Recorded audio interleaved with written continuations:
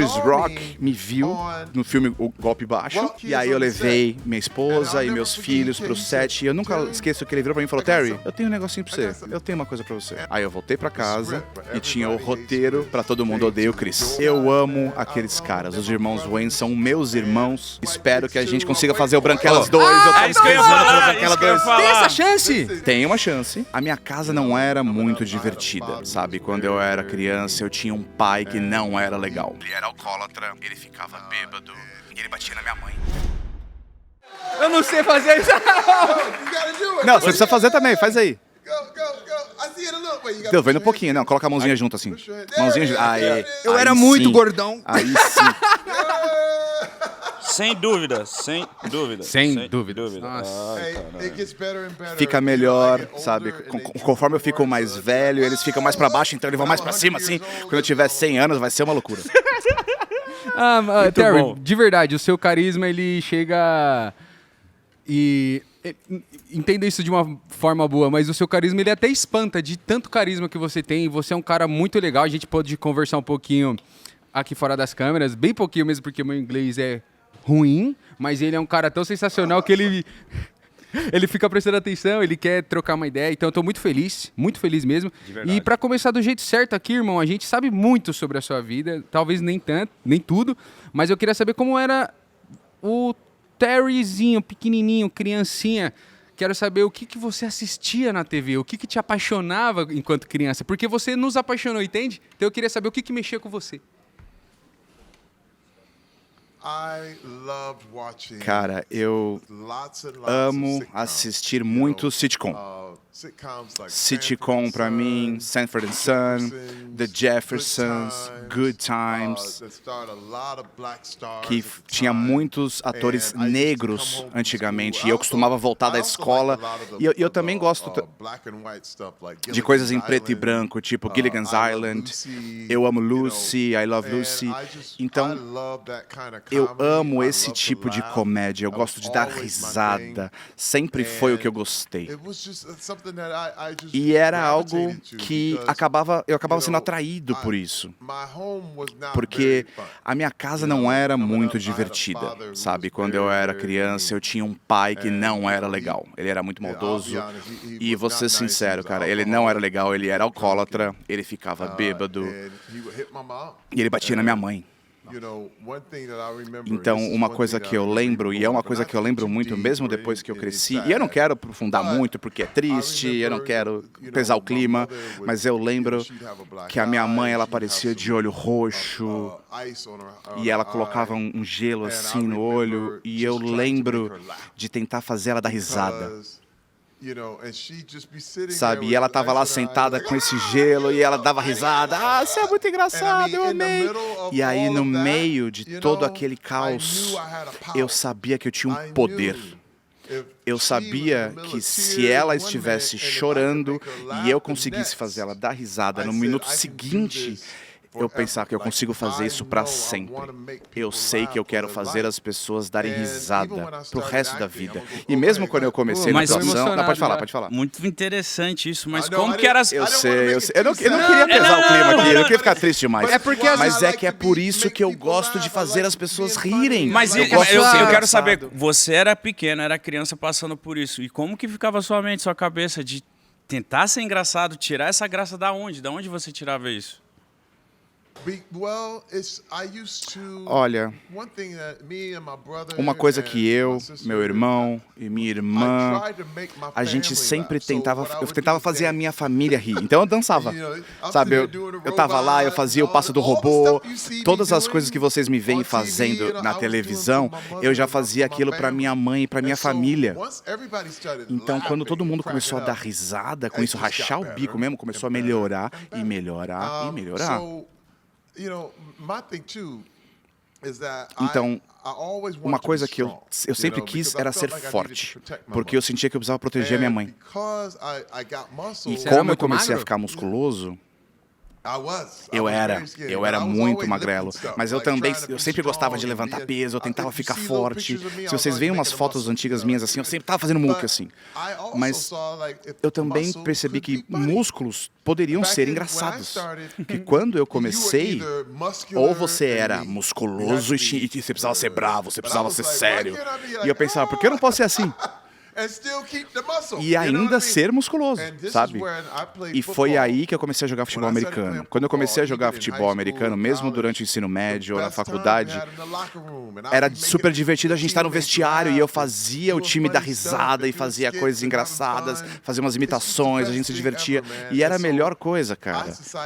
Então eu decidi, cara, eu nunca vou abrir mão disso, sabe? Eu sempre quero me divertir e entreter as pessoas e fazer as pessoas sorrirem. Do que estiver fazendo, seja no esporte, na arte ou atuando, isso é muito inspirador. E a gente tava, até brinquei não, é uma verdade, eu pontuei que tava emocionado porque realmente a sua história se parece com as histórias de vários brasileiros, entende? Tipo, de várias brasileiras, tipo, que tem a casa difícil, que não sabe muito bem como, mas acaba ali fazendo uma graça pra fazer a mãe rir, sabe? Isso é muito comum, Terry, você deve saber disso. Então, você é um cara que tá no estrelato há muito tempo, sabe? E poder descer desse salto, não que você tenha um salto, tá? Mas sair desse lugar e vir aqui e falar assim, pô, minha casa era difícil, era por conta disso, isso te humaniza e nos deixa mais próximo, entendeu? Porque quando a gente olha alguém na TV, costuma estar tão longe, sabe?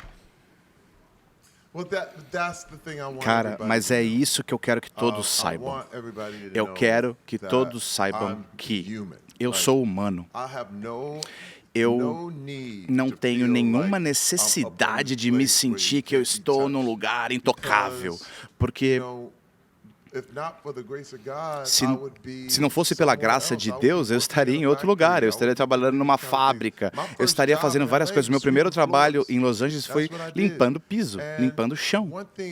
E uma coisa que eu percebi é que o respeito pelas pessoas e a ciência de que todas as pessoas são filhos de Deus te deixa ser mais humilde, sabe? E eu sou esse cara.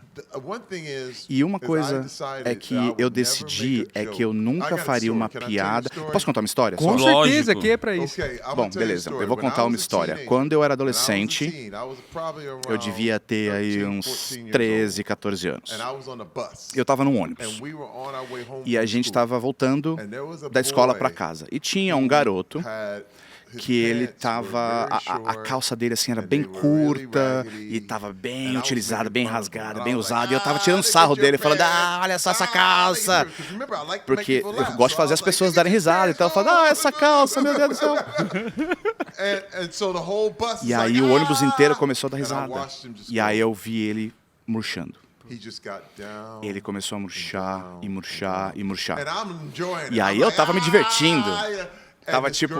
E aí uma menina, lá no fundo do ônibus, o nome dela era Beth. E a Beth falou, para com isso! Para com isso! Para, Terry! Eu fiz tipo... E ela falou, não faz isso. O que você tá fazendo? Agora, todo mundo amava a Beth. A Beth era linda, ela era inteligente, ela era boazinha, ela era gentil. E eu olhei e pensei, tipo, porque todo mundo amava a Beth. E aí todo o ônibus ficou em silêncio. E aí eu olhei pra ela e eu falei, mas... Ela falou, Terry, você é melhor do que isso. E eu pensei, nossa... Isso foi pior do que ter dado um tapa. Você tinha quantos anos? Tudo. Você tinha quantos anos? Exatamente. Se ela tivesse me dado um soco na cara, eu falava, beleza. Mas isso doeu. E eu falei, nunca mais eu vou fazer uma piada às custas de alguém. Se vai ser uma piada sobre mim. Vai ser uma piada tipo Old Spice, que eu vou dançar. Vai ser o Latrell. Vai ser sobre mim. Mas nunca. Obrigado, cara.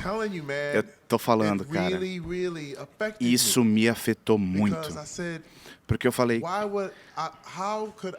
como é que eu vou tirar vantagem de um cara? E aí, quando a Beth me chamou a atenção, ela parou de falar comigo.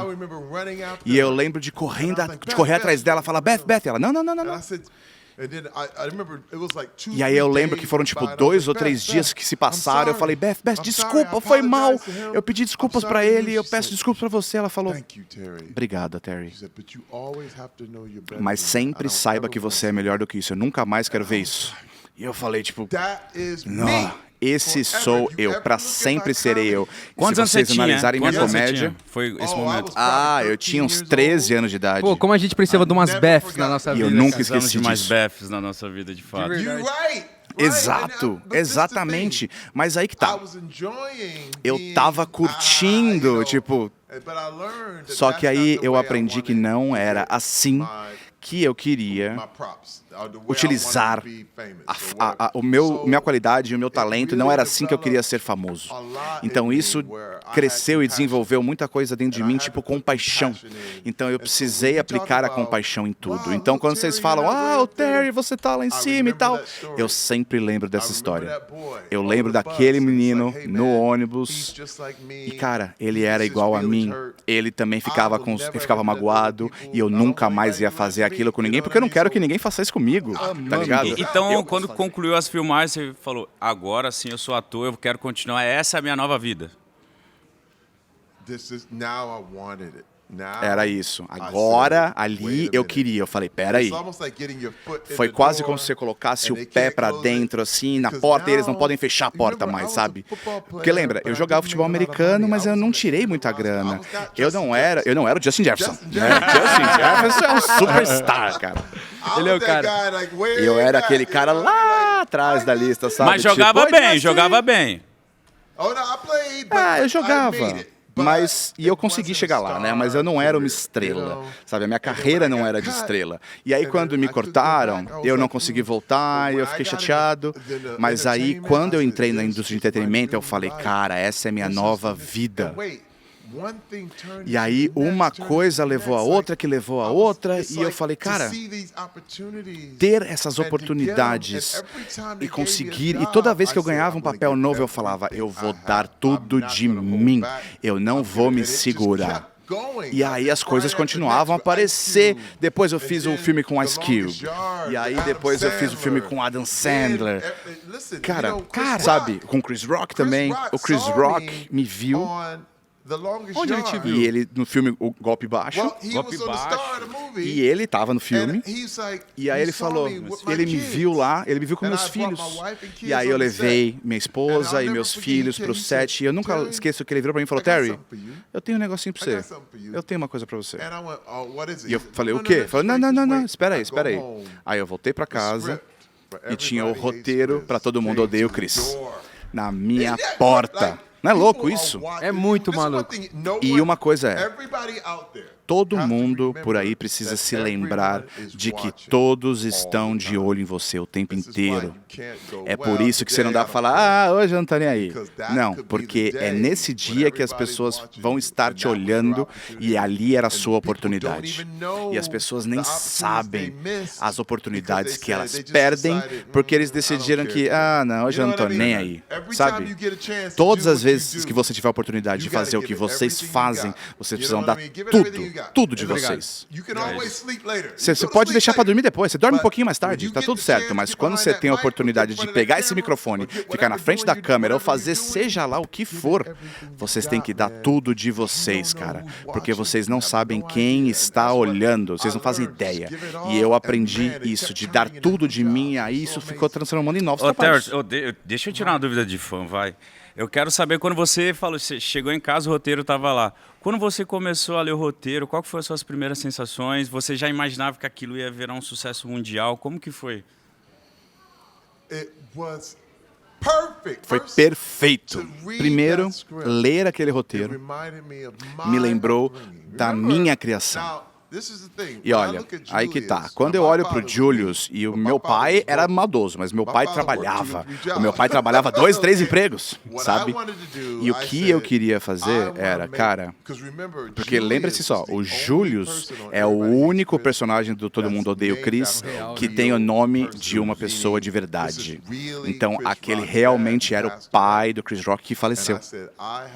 E aí eu pensei, cara, porque quando você você representa uma pessoa verdadeira, eu não queria que ele ficasse meio idiota ou engraçadinho, não, eu queria honrar ele, porque ele tinha outros filhos, outras pessoas ao redor, e eu falei, cara, essa é a oportunidade da minha vida, porque eu cresci assistindo outros sitcoms com pais, vários programas tipo Good Times, que você vê, até no Fresh Prince, sabe, o tio Phil, as pessoas que realmente, principalmente personagens negros, eu falava, cara, não, você precisa saber que nos Estados Unidos as pessoas vinham até mim e falavam, você é o único exemplo de um pai preto que eu consigo seguir. Sabe, o meu pai não estava em casa, presente, mas eu fingia que você era meu pai. E eu falava, mano, isso é importante, cara. E aí, quando eu li aquele roteiro, eu tava tipo, Julius, o Julius é um homem que ama a Rochelle, ele ama a família, mas ele mantém a parada real, ele não tá de brincadeira. Apaga essa luz, né? São 2 centavos por hora essa luz. Ele tentava fazer tudo dar certo, e ele sabia que se eles não pagassem um mês de aluguel, eles estavam na rua, sabe? Ele sabia de tudo isso. Então essa é a paixão, mas ele nunca era maldoso com a família. Tudo perfeito. Você fazia muitas perguntas pro Chris Rock, como o Julius era o pai real ali, e você questionava ele muito. Pô, como ele faria? Porque, porra, você estava lidando com o pai do cara que não estava mais ali, né? Olha, o que foi muito bom é que eu comecei, mas conforme os roteiros surgiam, eles falavam de fato o que tinha que acontecer, sabe? Você via a maneira com que eles escreviam o roteiro e eu falava, cara, eu só preciso adicionar humanidade, sabe? Ele não é um personagem de desenho animado, é uma pessoa real. Então, adicionar a humanidade a isso era necessário. E olha, o Chris falava, não me pergunta mais nada, você já é ele. Eu comecei com essas perguntas e tal, mas ele falou, não, tá perfeito. Tá perfeito. E eu falava, nossa, ouvi isso, cara, do filho do Julius. E olha, o Chris Rock dedicou toda a carreira de comédia dele ao pai dele. Você sabe que... Mas se você prestar atenção, você dedicou toda a sua carreira pra sua família, cara. Tipo, o que você fazia pequenininho já era o que você é hoje, sabe? Você veio aperfeiçoando. Acho que a nossa família é o nosso guia, assim, sempre será. Mas eu queria salientar esse lance porque você realmente foi pai de muita gente pelo Julius, assim, sabe? Porque acho que todo brasileiro olhou e falou assim, meu pai é assim. Se não for meu pai, minha mãe é assim. Porque realmente é algo muito que tá dentro de casa, sabe? Tipo, desliga a luz, eu não sou sócio do dono da água. É real mesmo, assim. Eu acho que o Todo Mundo Odeia o Chris é algo que eu sei todos os episódios, é a minha série de conforto pra dormir, sabe? Também, que eu vou sempre colocar ali. Então é algo que é engraçado, mas ela ensina tanto. Ela é tanto sobre família, sobre uma família negra também, que dificilmente a gente vê na TV, sabe? E isso é muito, muito, muito, muito bonito, muito importante. E eu queria saber até demais de histórias de bastidor de Todo Mundo Odeia o Chris, porque, assim, por exemplo, a gente estava aqui com o Justin Jefferson anteriormente, e a gente brincou com ele do sonho americano, de estar dentro de uma escola, e a escola americana, e, pô, já deu tudo certo. E com o Chris, a gente vê que a escola americana não é do jeito que a gente imaginava. Pelo menos, não todas. Entende? Não. No Chris mostra que, tipo assim, tem racismo pra caralho, o moleque sofre muito, e sofre sozinho, porque os pais têm que estar trabalhando, sabe? Então, eu me vi no Chris, me vi várias vezes no Drew também, ou na Tônia, ou até no Julius, enfim. Fala mais de Todo Mundo Odeia o Chris, cara, porque é tão especial pra gente, sabe? Olha, uma coisa que eu quero falar aqui é que eu espero que todos realmente consigam entender, e eu quero falar isso da forma certa.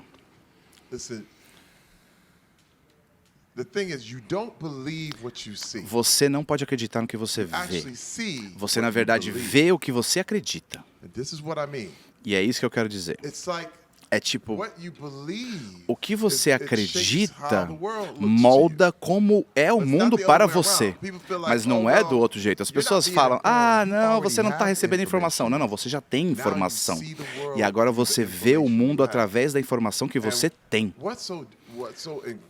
E o que é tão incrível e o que é tão lindo sobre até a minha vida, a vida do Chris, tudo, é que teve uma época que eu pensei, tipo, ah, mano, tadinho de mim, tudo foi ruim, mas não. Todos os obstáculos pelos quais eu passei, tudo pelo que eu passei quando eu era menino, fez quem eu sou hoje. O motivo, e mais uma vez, não estou falando que as coisas deveriam acontecer ou não, mas as coisas ruins acontecem. Essa é a verdade. Você precisa encontrar uma maneira de lidar com isso. Mas uma coisa que mudou para mim foi que eu decidi acreditar que as coisas ruins eram para o meu bem. Ou seja, elas iam me transformar. Esses obstáculos fazem que eu seja quem eu sou. Assim como levantar peso pesado. Sabe, o peso pesado faz você ser mais forte. E o povo brasileiro é tão lindo e tão incrível, é por causa das coisas pelas quais esse povo passou. Sabe? Tipo, quanto maior o obstáculo, maior a vitória. Nunca se esqueçam disso. Cara, se tudo fosse fácil, né? Não tinha motivo para comemorar. Só que quando eu vou pro Brasil e eu vejo como as pessoas estão juntas e elas se amam, a paixão que existe lá, é porque eles sabem pelo que eles passaram. Sabe? Eles falam, a gente se ama porque a gente sobreviveu. Sabe? Eles veem que algumas pessoas não sobreviveram. Então eles falam, cara, a gente tá aqui, a gente se ama e a gente ama mais e melhor por conta dos sacrifícios que as pessoas fazem. Tá me entendendo? E até, tipo, independentemente do que o meu pai fez, ele ainda trabalhava. E eu agradeço a ele por isso. Não, tem outra história, Favor. Posso contar outra história? Claro. Lógico. A gente tem tempo aí? Tem tempo, né? Tem tempo pra história. Ó, depois da terapia, depois que eu comecei a fazer terapia, provavelmente depois de uns 6 anos, e eu nunca vou esquecer, a gente saiu, minha família inteira pra jantar. E aí o meu filho, ele derrubou assim um copo d'água, sabe? Ele tava com um copo d'água, ele devia ter uns 4 ou 5 anos, e ele derrubou, e aí molhou a mesa inteira. Ah, meu Deus do céu, olha só. E aí eu peguei a toalha, e eu falei, não, tudo certo. Não, tá tudo certo, a gente comete erros, tá tudo certo. Eu sequei, e aí eu olhei pra mesa assim, tá todo mundo assim, ó. Porque sabe o que eu fazia? O que é isso? Qual que é o teu problema, cara? Você não tá vendo? Qual que é o teu problema? Cara, qual é? Você molhou todo o meu jantar. Sabe o preço desse jantar? Que loucura que você tá fazendo, cara. Cuidado com o que você tá fazendo. Cuidado com esses braços. Mas eu não fiz isso. Eu falei, não, tá tudo certo. A gente comete erro, tá tudo certo. Minha esposa ficou assim. Você mudou isso, eu sabia. Ela falou, você tá diferente, E você? cara. Eu mudei mesmo? Eu nem notei. Eu sou um cara íntegro agora, porra. Quê? Eu olhei pra trás e falei, tá falando com quem? Tá falando comigo? E foi natural sua atitude, né? Foi... Isso. Porque você não sabe quando você tá mudando. Você não percebe isso. Isso aparece nas suas ações, sabe? Só nas Lembre-se, o ações. que você Só nas acredita, ações. você vê o mundo de forma diferente. E aí eu vi uma criancinha fazendo um erro, cometendo um erro, e que antes eu via uma criança brincando e não prestando atenção. Mas era uma crença diferente, sabe? Porque eu estava sendo duro comigo mesmo e com todo mundo ao meu redor. É que aquilo tava tatuado no seu corpo desde criancinha. Você aprendeu assim, né, Terry? É isso, e eu preciso apagar, cara, eu preciso tirar essa tatuagem. Mas eu sou responsável, eu posso tirar essa tatuagem. E aí, Se você tiver alguma coisa que você não quer, tira, joga fora. A gente é capaz disso. E é pra isso, e é isso que a terapia me ajudou a fazer. nossa, é Porra, muito legal. obrigado. Você fez 40, eu comecei a fazer terapia com 33. E eu tive essa mesma sensação de, tipo... Agora eu tava fazendo 3 sessões por semana, enfim, já fiz muitas sessões. E uma das principais coisas que eu penso é, tipo, por que eu comecei a fazer aos 32? Não foi a mesma sensação que você teve? Por que eu esperei até os 40? Como que eu sobrevivi até aqui assim, sabe? Não é meio que isso que acontece também? Exato, mas olha, o dia antes você nem saberia disso, sabe? Se fosse antes, você não consegue estar na terapia até você estar pronto. É. Eu só fiquei pronto aos 40, você tinha 33, só que você precisa estar pronto. Porque todo mundo me falava pra mim, Eu falava, enfim. Eu também, todos nós. Sabe, você tem um problema, cara. Eu falava, eu não tenho problema nenhum, tá louco? Eu não tenho problema nenhum, olha pra mim. Eu sou um laço, cara. Aqui, ó, porra. Você tá vendo isso aqui, ó? Eu não tenho problema nenhum, velho.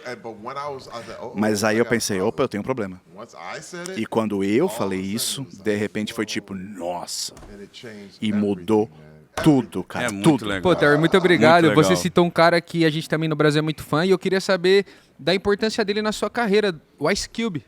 Como é que foi esse contato? Ele é um Sim. puta cara, né? Nossa.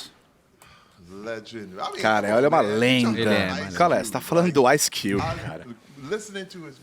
Ouvir a música do Ice Cube e tudo mais. E era engraçado, porque Vai eu falar falei, que você não cara, queria é um ser do gangster NWA. rapper, né? Cara, eu pensava, tipo, não, eu colocava ele no braço Anda assim, falava, comigo. qual é, cara? Sabe, eu não vou tomar nenhum tiro depois disso, né? Mas ele era de boa, cara. Ele era muito legal. Ele, o Mike, foi tão divertido, cara. E ó, o Cube, eu agradeço ele muito, porque foi o meu começo, sabe? Porque, mais uma vez, as pessoas não achavam que músculos poderiam ser engraçados. E comigo, Cat Williams, Mike Epps, virou um clássico, sabe? Virou. E aí, quando ele me colocou naquele filme, sabe o que veio depois? Os Wayans, os irmãos Wayans me viram e me colocaram no filme É o mais filme favorito icônico de do todos Mítico. os tempos. Eu juro. Eu falo isso há anos. desde sempre. Mas olha só. Você sabe, as pessoas sempre falam pra mim, o Terry Crews é um bom ator ou não? Cara, coloca o Latrell do lado do Julius. Tem nada a ver um com o outro. São totalmente diferentes.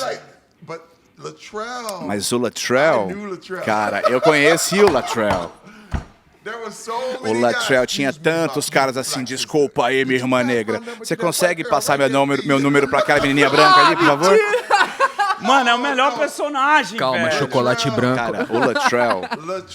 O Latrell. Exato. Chocolate branco, eu não quero que você derreta. Cara, Maravilhoso, velho. cara, eu conhecia vários Latrell. E foi algo mágico, sabe? Porque eles me viram atuando com o Cube e eles queriam que eu atuasse naquele filme e foi perfeito, cara. Como são os irmãos Aquele Wayans? filme, Porque a gente é cada muito ano fã aumenta dele. mais. Faz 20 anos que a gente fez aquele filme. Nossa, cara, o Sean, o Marlon, o Kim, os diretores... Cara, eu amo aqueles caras. Os irmãos Wayne são meus irmãos. Ah, que lindo. E espero que a gente consiga fazer o Branquelas 2. Eu tô É isso que eu ia pesquisando pelo falar, Branquela isso que eu ia 2. falar. Tem essa chance? Tem uma chance, porque eles voltaram com a franquia do Todo Mundo em Pânico. Então eles estão fazendo Todo Mundo em Pânico e o boato por aí é que depois do Marlon, novo Todo Mundo em please, Pânico Marlon. eles querem fazer Branquelas 2. Se eles chamarem, você tá Eu tô dentro. esperando. Com certeza, eu tô dentro. Oh, eu vou ficar em forma, inclusive. Eu vou ficar no jeito aqui, ó. Eu já tô com o apitinho pronto, mano. Pergunta de fã, realmente é o meu filme preferido. Tanto que em conversas de amigo, a pessoa fala... qual que é o Bastardos seu- Inglórios. ele, As pessoas vêm com os filmes muito cabeça. Eu falo, mano, é As Branquelas, não quero saber. Foi o filme que marcou a minha história, marcou a minha vida. Foi um dos poucos Sentimental, filmes que né? eu fui no cinema e eu saí de lá, tipo, meu Deus, que loucura. Você gosta do que você gosta. É, que loucura. Qual é a sua cena preferida do filme, vai? São várias. Nossa, eu e o Marlon no carro. E ó, deixa eu falar dessa cena. Porque quando a gente fez a cena, foi em um take. Um take? Um take. Tira! Um take. Walking fast.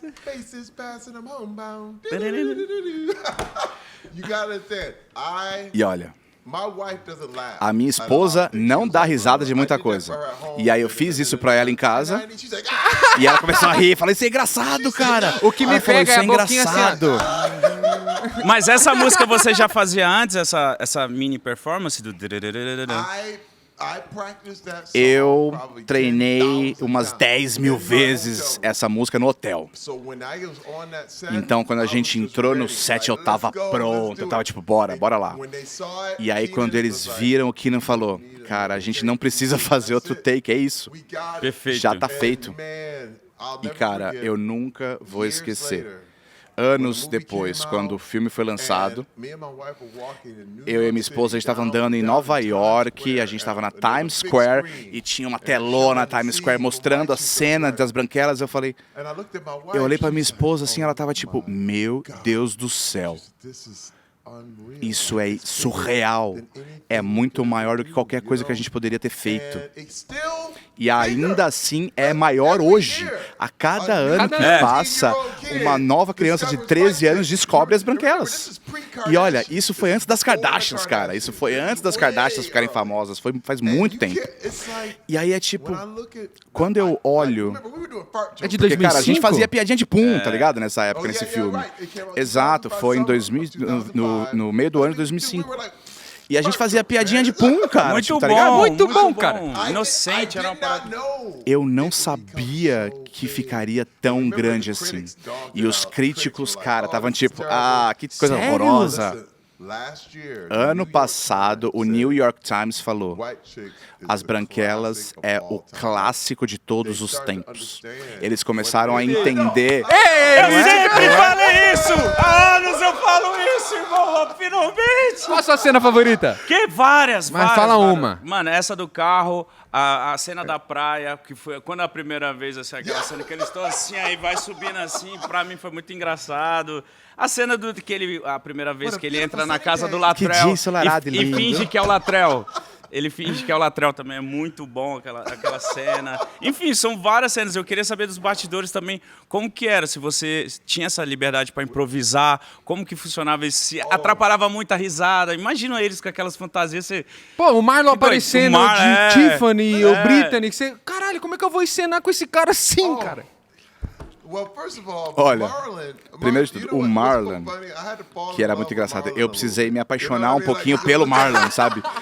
Eu olhava pra ele assim e falava, você é tão lindo. E ele olhava pra mim, tipo, Nossa, sabe, com a maquiagem, com uma cara de doido, o olho azul. E eu falava, que coisa linda. muito bom, mano. Mas olha só, foi a época mais divertida das nossas vidas, cara, porque a gente estava se divertindo. E o que aconteceu é que isso apareceu na tela, sabe? A gente não estava trabalhando. Não dá pra falar que aquilo era trabalho. A gente tava brincando o dia inteiro. Lembra quando você tinha, tipo, 6 anos de idade e você ficava brincando? Cara, eu lembro de quando eu era moleque, eu brincava num ferro velho, assim, com um bastão na mão, falando, eu tô de cavalo aqui, não sei o quê. Era isso que a gente fazia, cara. A gente tava brincando. E a gente conseguiu filmar isso, e as câmeras estavam rodando, só que a gente estava se divertindo muito. E a gente continuava, e eles precisavam cortar. Falavam, não, a gente precisa parar de filmar, porque não cabe tudo isso no filme. Teve tanta coisa que eles cortaram, porque a gente continuava... Sério? Pois é. Coisa boa? Pois é. Cara, coisas incríveis. Só que as pessoas não iam ficar 4 horas vendo um filme Eu desse. ficaria. A gente ficaria.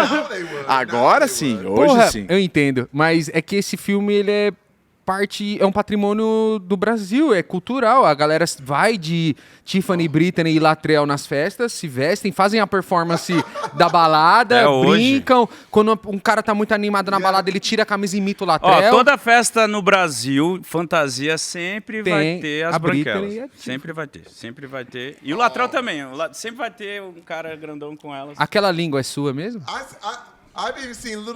Cara, eu já vi até criancinhas imitando elas de coisas mais assim. Mas ó, Vanessa Carlton, que canta a música, ela me deu permissão, falou, você pode cantar essa música em qualquer lugar, em qualquer momento, porque o que aconteceu, ela tocar isso nos shows, e as pessoas nos shows, na multidão inteira, fazem assim, ó. Muito bom. Você gosta de ostra mesmo? A minha língua é meio grande. Mas olha, aí que tá. Quando você fala do ad-lib, assim, eles não sabiam que a minha língua era daquele jeito. Nossa! E eu só fiz isso. Eu fiz isso na cena, sobre negócio de improviso, e todo mundo, caralho, que isso? E eu sabia que tava tudo certo. Muito bom! E olha, mais uma vez, eu volto lá pra fazer minha mãe dar risada. Eu fazia qualquer coisa, eu não tava nem aí. Era tipo, se solta, não tenta você ser falou uma legal. das cenas favoritas, ele na balada do... Aquilo ali, eu lembro da primeira vez que eu vi no cinema, eu falei, que isso? Que porra mágica é essa? Muito Essa bom. dança, você sempre dançou assim ou é improviso? Não. Eles falaram, ninguém falou nada. Eles falaram, vamos, a gente vai soltar a câmera aqui e improvisa aí. Isso aqui. E eu sabia, eu lembro de fazer assim a parede, as mímicas e tal. Um take. E aí eu continuei, não sei o que, fazendo ciclos. E eles falaram, cara, o Keenan falou, a gente não precisa filmar de novo. Que mais que dá pra filmar disso? Não precisa. E lembre-se, aí que tá, e foi uma coisa sobre a qual a gente falou aqui na Oakley, inclusive com todos os atletas. A melhor coisa que você pode fazer é não pensar. Quando você é um atleta e você está pensando, você vai ter dificuldade. Sabe? Quando você está, eu preciso colocar o pé aqui. Imagina tentar pensar sobre como você vai andar. Eu vou colocar o pé direito, depois o pé esquerdo. Cara, vai ser horrível. Você precisa fazer as coisas sem pensar. E foi isso que aconteceu. Eu trabalhei tanto para chegar num ponto que eles falaram, ação. E aí eu posso fazer o que eu quiser. E aí que tá. Era isso que eu percebi. A sua mente, você pode se enganar, sabe? Você pode falar tipo, não se preocupa com nada, não tenha medo, não se preocupe. Cara, só confia nos seus instintos, que os seus instintos normalmente estão certos. Sim, verdade. Ô, Terry, eu tenho outra pergunta, eu sou muito fã. Mítico, velho. vai lá. É porque, tipo assim, todo papel que você faz fica muito marcante, é lendário. Qualquer papel que você vai, mano, Terry está no filme, Vamos assistir. Vamos assistir que vai ser muito engraçado, vai ser muito bom, enfim. Mas você, além dos papéis, você é um cara que a gente vê você relacionado a uma marca, já era. A gente viu você na Old Spice, agora na Shopee, tipo, você veste a camiseta mesmo e você vira, às vezes eu sinto, como você tem muitas gerações que vão te acompanhando, e tem gente que te conhece hoje no Brasil pelo cara da Shopee, tem uma geração que te conhece pelo cara da Old Spice, tem uma geração que te conhece como Júlio, tem uma geração... Que é o Latrell. Latrell, Sempre é renovando. uma mistura e sempre você tá no hype, vamos dizer assim. E é muito interessante isso que acontece com você. Você consegue hypar, você consegue fazer sucesso nas campanhas publicitárias, nos filmes, em tudo.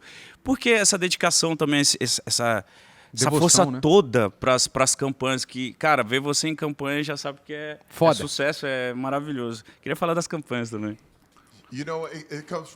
Olha, são duas coisas. E isso é uma coisa muito legal. Eu falei de uma palavra que foi integridade, né? Que significa que eu não vou representar algo que eu não utilizo, ou que eu não sou parte, ou uma coisa na qual eu não acredito. E a outra palavra é autenticidade, sabe? Sou eu. Uma coisa que eu nunca vou fazer, e já me ofereceram milhões e milhões de dólares para representar bebida alcoólica e para representar jogos. Eu não vou fazer nenhum dos dois. Não faço e não vou fazer.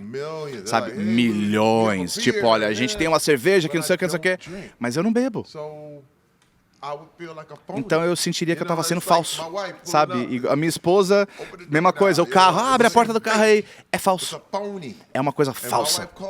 E aí a minha esposa me fala dessas coisas. E eu não quero que ela me olhe pensando, você nem bebe, cara. Você não joga, você não faz essas paradas. Por que você está representando isso? Sabe, eu represento e eu valorizo o que a minha esposa pensa de mim antes de qualquer pessoa. Ela me conhece. Ela tá do seu lado. E ela sabe o que é integridade. Mas eu também sei. E eu posso parar e falar, cara, não quero. Mas quando eu posso, tipo Old Spice, que, porra, eu sei que eu preciso de desodorante, sabe? É tipo, vamos lá. É muito bom, cara. Ou qualquer outra coisa. Cara, aí sim você consegue se soltar, você faz. Assim como Todo Mundo Odeia o Chris. Eu falei, esse personagem, que homem lindo, que cara incrível, eu posso me jogar. Mesma coisa com o Latrell. Olha isso, a piada é sobre mim, não é sobre os outros. Eu não tô insultando ninguém, é sobre mim. Eu tô lá com elas no colo, sabe? 50 mil dólares em dinheiro. Eu sou a piada. E agora eu sei que eu posso fazer, sabe? Agora não tem nada mais que pode me segurar. E aí eu só sigo o fluxo. É o fluxo, cara. É só seguir o fluxo. Mas se tiver alguma coisa, eu não gosto muito disso, eu vou fazer pela grana. É por isso que eu gosto da Shopee. Cara, eles criaram todos os comerciais pra mim, sabe? E tudo é tão legal e o relacionamento que eu tenho com eles é tão incrível. E olha, Darren, muito obrigado mesmo. Obrigado de verdade. O nosso público, cara, o nosso público, a gente agradece muito. Tô muito feliz, isso aqui parece até um sonho, porque eu te vi muito, sou muito seu fã de coração, e muito obrigado mais uma vez. É nóis, man. Obrigado, Terry. vocês são meus irmãos. Você, my vocês brother. são My meus brother. irmãos. Eu não Nossa. vejo a hora de ver vocês de novo. Vocês estão no Rio ou São Paulo? São Paulo. São Paulo. Eu preciso ver vocês quando eu voltar para São Paulo. Porque eu tô sempre lá, Bora, né? bora Fazendo as coisas pra jantar, Shopee. fazer um churrasco, faz um churrasco pra você. Sim, vamos comer. Vamos fazer então. Gente, Espero pelo que você amor tenha de gostado. Deus, deixa o seu like, se inscreve no canal, assiste os outros episódios que foram feitos aqui em LA, Brino. Justin Jefferson. Você tá louco, tamo junto, deixa o seu like mesmo e vê nossa agenda aí. Dignidade, já.